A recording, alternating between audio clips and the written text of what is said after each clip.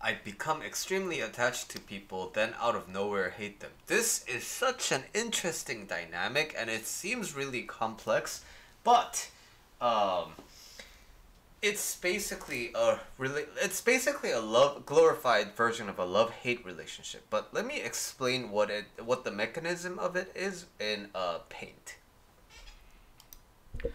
Let's take smoking for an example. Do you think there's a difference between I want to quit versus I want a smoke-free life? So, do you think there's a difference between these two statements?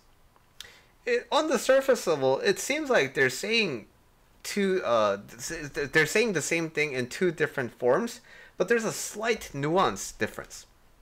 So, one is, okay, so this is a cigarette, right?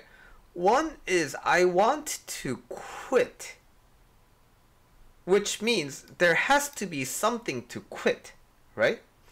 I want a smoke-free life means I just want to rid this of my life. So, as long as I just simplify and say I want to quit, what may happen is you can quit one thing, right? So for example, suppose you quit smoking, but then because you are focused on the desire of quitting something, right? You may find another substance that you want to quit. You may find another thing that you want to quit. And this is what's happening with the kind of a love-hate relationship with people, right? So, people, the implicit relationship that you have with other people, how you defaultly see other people can be influenced by your upbringing, right?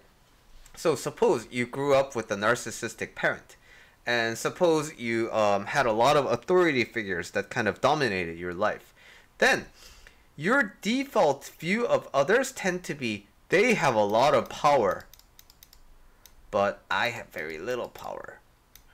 This is something that can happen when your upbringing raises you like this, right? But another example is you can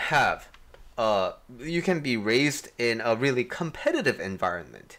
So when you get first place in a gold medal, you're celebrated. But then the moment you get second, you're treated like trash. Then your relationship with other people is that it's a competition. Like you need to fight with the other people. And that is how you view other people, right? You view other people as competitors. But life is more complex than just seeing people in one way, right? So you grow up looking at people as competitors, but then it turns out people are pretty nice sometimes. People are pretty cool to hang out with regardless of competition. So now you seek competition inside. You seek to fight. But at the same time, the relationship is kind of like more mature than that and more nuanced than that. So you end up having people in your life that you want to fight but can't. So what happens? That tension builds up and eventually you have a fight with them because you can't win against the inner urge to see everything competitively. And then as you grow up, you get isolated, right? And then you feel like, lonely. So I want people. I want to hang out with people. And then you find people. But what happens as soon as you meet another person? This competitive side of you comes out again. And then it's the same mechanic. Another example is this. Suppose you grew up with like a lot of authority figures in your life. Let's go back to the authority example, right? So, I hold a lot of power over you, but I have very little power. And when you grow up, like that can be very frustrating to like be around all the time, right? So during adolescence, you have this relationship where like you want to resist against power. You're gonna be like, fuck you, I'm gonna do whatever I want. But because of this implicit power difference.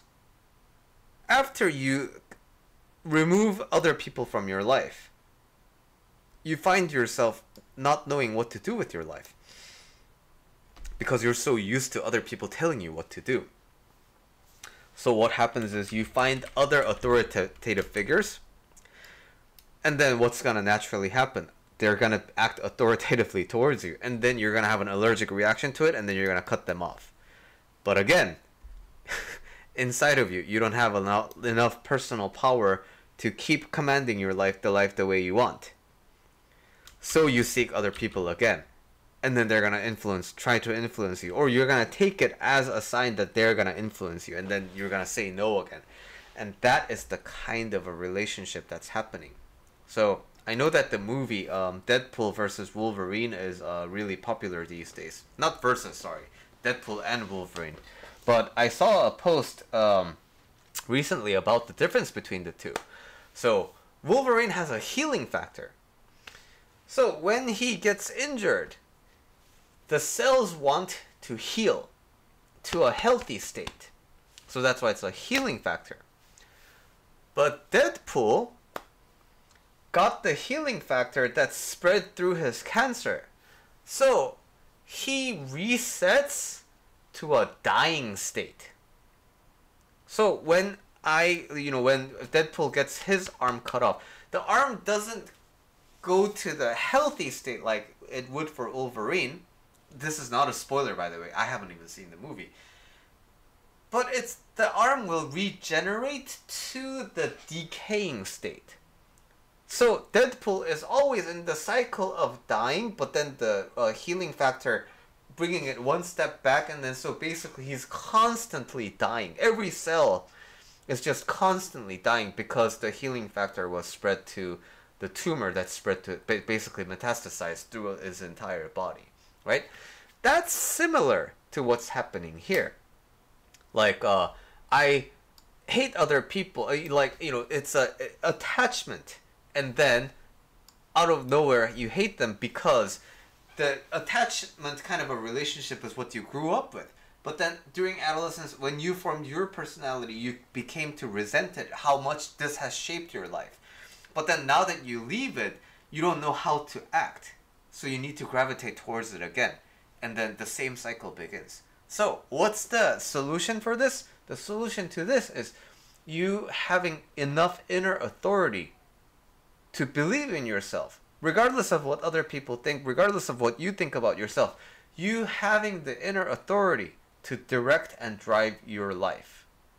And when you don't have that, you will keep going back into the state that you are used to. And that is what I call karma.